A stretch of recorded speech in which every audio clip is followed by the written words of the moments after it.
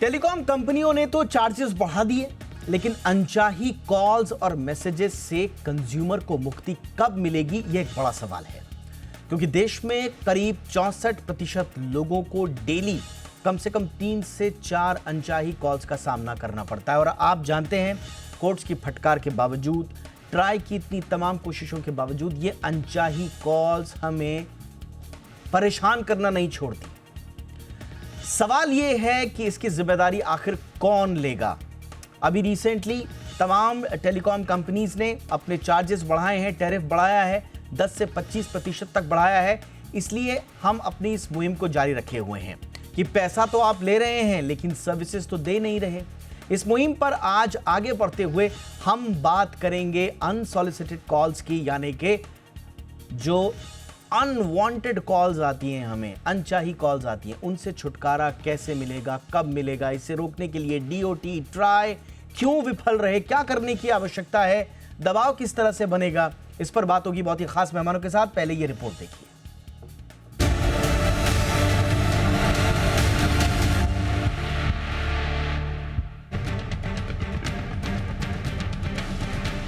Telecom कंपनियों ने recharge plan 10 से 25% तक महंगा कर दिया। उनकी आमदनी तो बढ़ गई, लेकिन कंज्यूमर्स का क्या होगा? बढ़ी कीमतों के बाद इन्हें बेहतर सुविधाएं कब मिलेंगी? फिलहाल तो कॉल ड्रॉप और सुस्त इंटरनेट के बाद अब जी बिजनेस की मुहिम का अगला मुद्दा अनचाही कॉल और मैसेजेस को लेकर के है। आखिर इससे कंज्यूमर्स को कब निजात मिलेगी?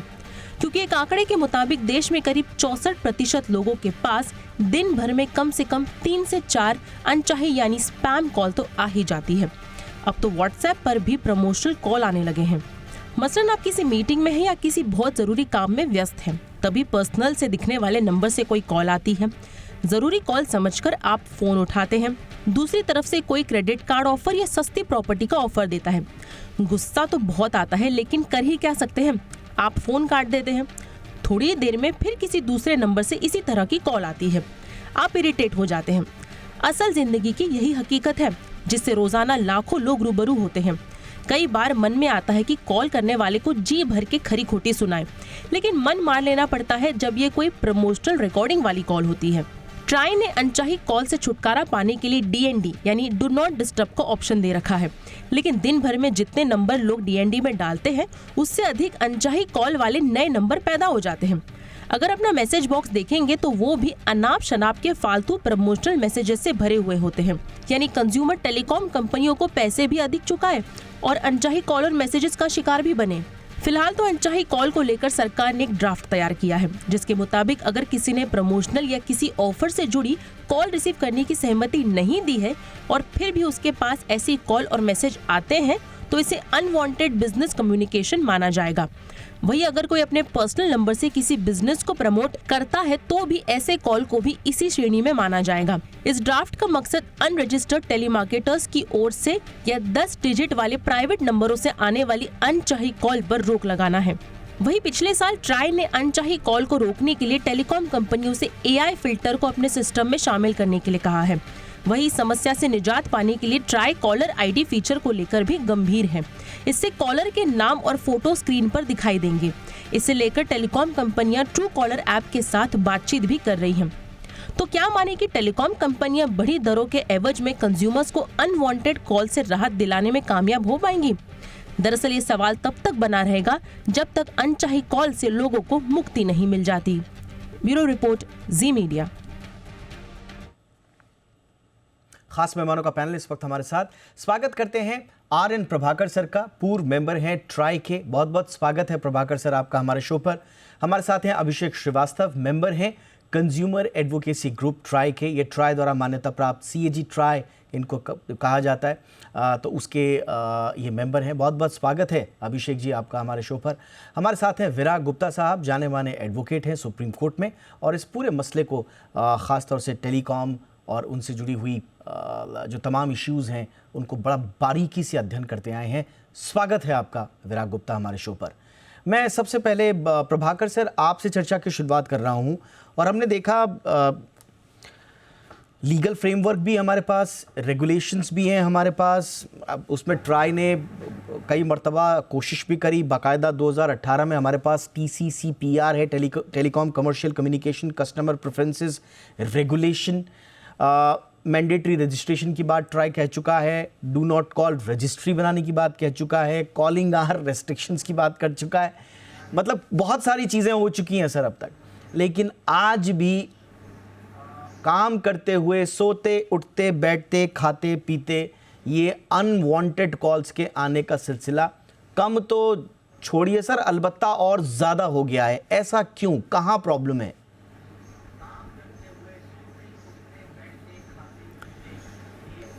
देखो, बहुत सारे रेगुलेशन बने हैं, लेकिन होता ये है कि जो लोग ऐसी कॉलें करते हैं उसके खिलाफ कोई ऐसा एक्शन नहीं होता, जिसकी वजह से उनको फ़र्क नहीं पड़ता है, वो अपना कॉल करते रहते हैं।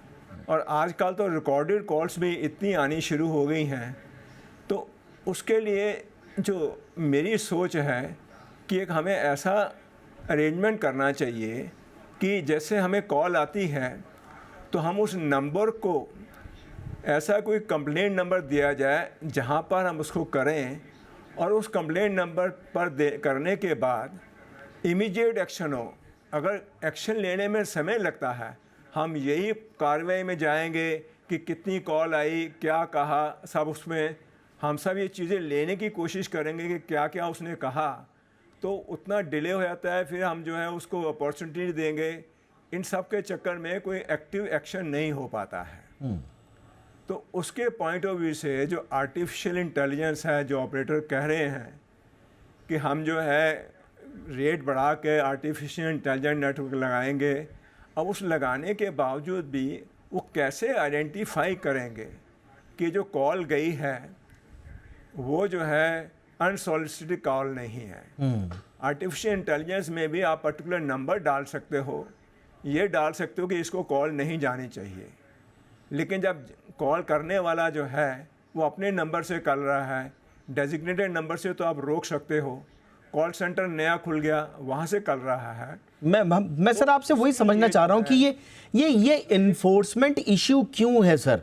ट्राई इतनी बड़ी संस्था है, कई मर्तबा पेनल्टीज इम्पोज कर चुकी हैं नॉन कंप्लायंस पर, टेलीकॉम ऑपरेटर्स पर। दिल्ली हाई कोर्ट बार बार कह चुका है कि आप TSPs को छोड़िए मत, आप इन पर फाइन दीजिए। सुनने को कोई तैयार नहीं सर। पूरे टेलीकॉम क्षेत्र में एकमात्र रेगुलेटर है, अगर रेगुलेटर की ही कोई सुन नहीं रहा है सर, तो कंज्यूमर की कौन सुनेगा? ये ऐसी बेचारगी क्यों है ट्राई में? मतलब क्या है ऐसी मजबूरी क्या है कि कोई सुनता नहीं ट्राई की? नहीं, वो एक्चुअली ट्राई की ना सुनने का इतना एस्पेक्ट नहीं है, जितना कि पहले ऑपरेटर्स बहुत ज़्यादा कीन थे नए सब्सक्राइबर लेने के लिए, और उस सब्सक्राइबर को लेने के लिए जो है वो किसी ना किसी तरह एक दूसरे से कंपटीशन वे से जो है जो वेरिफिकेशन एस्पेक्ट है बहुत ढीला हो जाता था। मेरे विचार से अब कंपैरेटिवली नए कस्टमर आना कम हो गया है। मोस्टली लोगों के पास टेलीफोन है, खास तौर से जो है सिटी एरियाज़ में, सेमी अर्बन एरियाज़ में, रूरल थोड़ा छोड़ दो तो सब जगह ऑलमोस्ट सब लोगों के पास टेलीफोन है। ठीक है, तो इसका मतलब ये है कि इस समय ऑपरेटर को एक्टिव होना बहुत ज़रूरी है। उन्होंने जिस को भी अपना अथॉरिटी दे रखी है या फ्रेंचाइजी दे रखा है, उसके खिलाफ एक्शन उनका लेना बहुत ज़रूरी है। कौन लेगा सर एक्शन? कौन लेगा? डॉक्यूमेंट लेने से काम नहीं चलता, पहले तो ऑपरेटर को ही लेना होगा। ऑपरेटर को चाहिए कि जब उनके पास नए कस्टमर आते हैं, एज ए सैंपल बेसिस में, मैं सैंपल का डिफाइन नहीं कर सकता, लेकिन आजकल जो है नए कस्टमर इतने कम हैं कि वो 50% कम से कम जो केसेस उनके पास आते हैं सर, वही तो ये आप बात तो आप सही कह रहे हैं सर कि ऑपरेटर को होना चाहिए, लेकिन आप ऑपरेटर अगर सुन ही नहीं रहा है, उसको कोई मतलब ही नहीं है, वो तो डे टू डे के जो फ्रॉड्स हो जाते हैं लोगों में उसमें इन्वॉल्व नहीं होना चाहता, उसको कोई मतलब नहीं है। वो क्या, अब किसी के साथ बैंक फ्रॉड हो गया तो वो कहता साहब आपके और बैंक के बीच का मसला है, हमें तो कोई मतलब नहीं है, हमारा तो नंबर है कोई। अब जब तक कोई डंडा लेकर खड़ा नहीं रहेगा ऑपरेटर्स के साथ, तब तक कैसे ये इशू सॉल्व होगा? मैं आना चाहूंगा अभिषेक श्रीवास्तव के पास इससे पहले कि मैं विराग जी के पास डिटेल्स में जाऊं, अभिषेक जी आपका अपना अनुभव क्या है? ये इशू हम लगभग 1 दशक से डिस्कस कर रहे हैं और इस पर कोर्ट से लेकर, सरकारों से लेकर, ट्राई से लेकर, न जाने कौन कौन ने किस ने संज्ञान भी लिया, इसको कोशिश जरूर करी। ढाक के 3 बात, ये अनवांटेड अनसॉलिसिटेटेड कॉल क्यों हमें परेशान करना नहीं छोड़ती सर?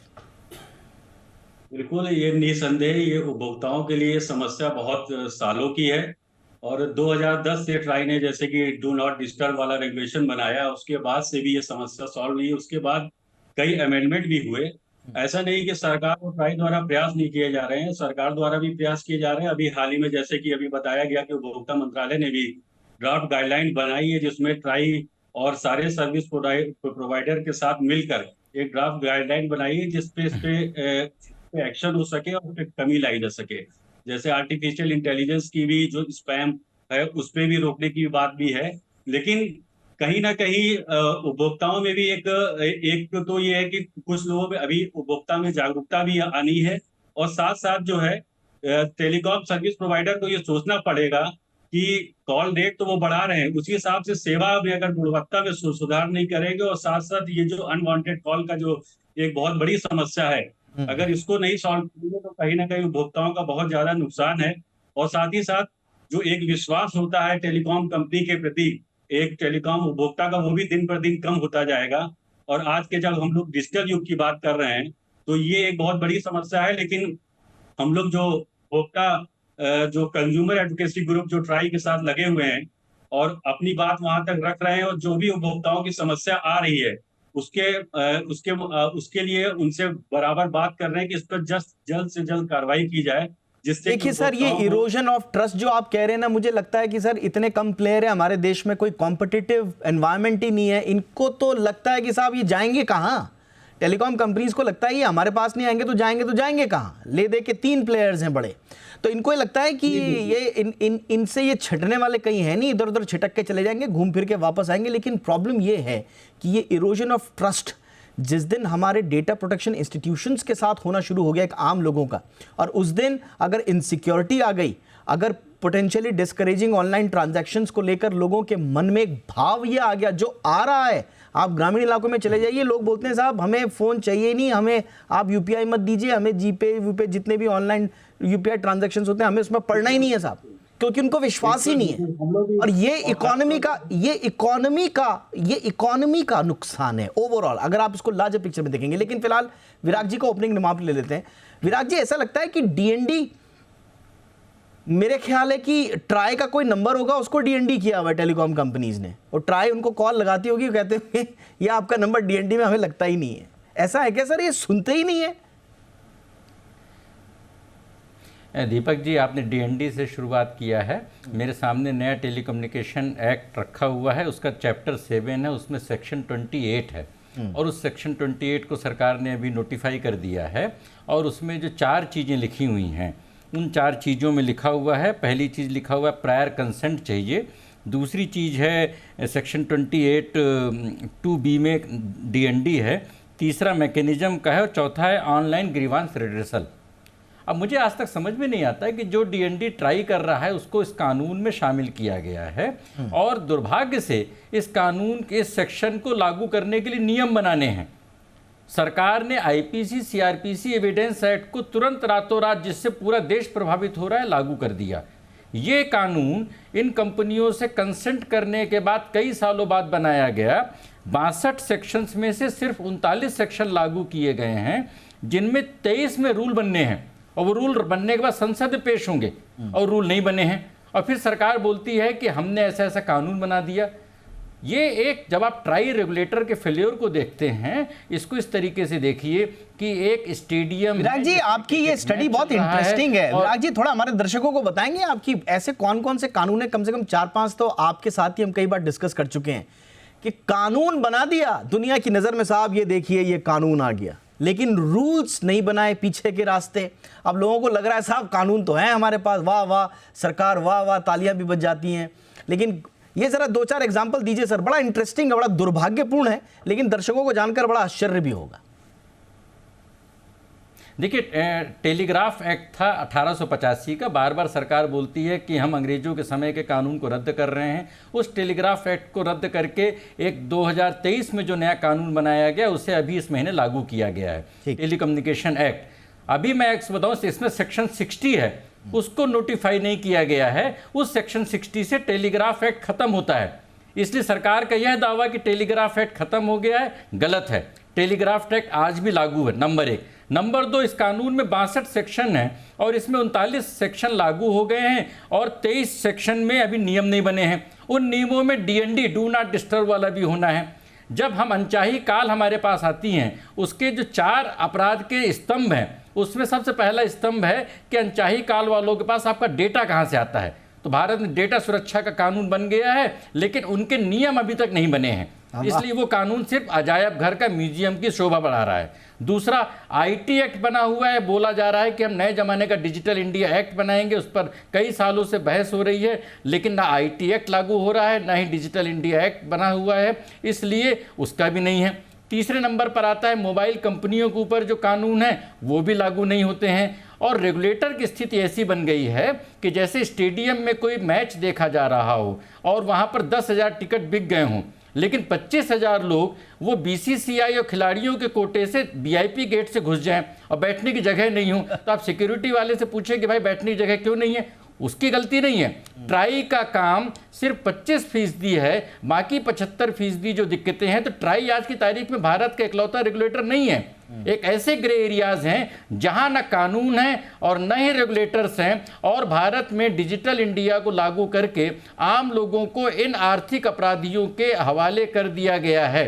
और समस्या बड़ी सीधी है। एक बचपन में एक चुटकुला सुना था कि एक बूढ़ी महिला भूख के मारे वो बेहोश हो जाती है मिठाई की दुकान के सामने, और लोग उसको बोलते हैं इसका हार्ट चेक कराओ, इसका गुर्दा चेक कराओ, इसका BP चेक कराओ। एक आदमी बोलता है भूखी है, इसको जलेबी और दूध दो, और दूध जलेबी उसको दिया जाता है, ठीक हो जाता है। तो ये अपराधों के बारे में कल की दैनिक भास्कर की खबर है कि डींग जिले में, राजस्थान में ऑपरेशन एंटीवायरस करके वहाँ पर 18,000 सिम और 16,000 IMEI को ब्लॉक किया गया। इसकी वजह से साइबर ठगी 55% कम हो गई। सरकार जब चाहे ये साइबर ठगी 2 मिनट में खत्म हो सकती है, लेकिन सरकार इन सारे बातों को कंप्रेहेंसिव तरीके से हैंडल नहीं करना चाहती है। ये दुर्भाग्य है। बिल्कुल। और एक और मामले में, एक हाईकोर्ट में एक मामला आया कि किसी व्यक्ति ने कहा कि साहब बैंक ने मेरा जो OTP भेजा था, मैंने तो भेजा नहीं, वो बैंक ने भेजा। बैंक ने कहा साहब हमने तो इनके कहने पर दिया। उसके बाद कोर्ट ने बुलाया तो पता चला कि बैंक ने ही दिया था। बैंक अक्सर जो है OTP फ्रॉड कंज्यूमर पर टाल देते हैं। और इस पूरे मसले में सबसे बड़ी भूमिका निभाई टेलीकॉम ऑपरेटर ने। टेलीकॉम ऑपरेटर को जब समन किया गया तो फिर उसने साफ साफ बताया कि ये OTP कहां गया था। यानी कि आप चाहें तो टेलीकॉम ऑपरेटर को समन कर सकते हैं, आप चाहें तो टेलीकॉम ऑपरेटर के साथ मिलकर इस तरह के आप सिम कार्ड्स को ब्लॉक कर सकते हैं, बंद कर सकते हैं। लेकिन सवाल ये है ना कि टेलीकॉम ऑपरेटर्स की जिम्मेदारी तय कैसे होगी। कंज्यूमर को लगता है कि ट्राई है, ट्राई को लगता है कि साहब हमारे पास, हमको तो हाथ में डंडा देके आतंकवादियों से लड़ने के लिए भेज दिया, हम कैसे मशीन गन का सामना करेंगे बांस के डंडों के साथ। ये स्थिति है इस देश में। हमारे अनवांटेड कॉल्स, ये तो बहुत छोटी चीज़ है। पूरी जी बिजनेस पर हम पूरी मुहिम चला रहे हैं, और टेलीकॉम ऑपरेटर्स कब जिम्मेदार बनेंगे, ये मुहिम जारी रहेगी। एक छोटे से ब्रेक के लिए मैं रुक रहा हूँ। ब्रेक के उस पार कुछ और तीखे सवालों के साथ हाजिर होंगे। तीनों मेहमान मेरे साथ बने हुए हैं।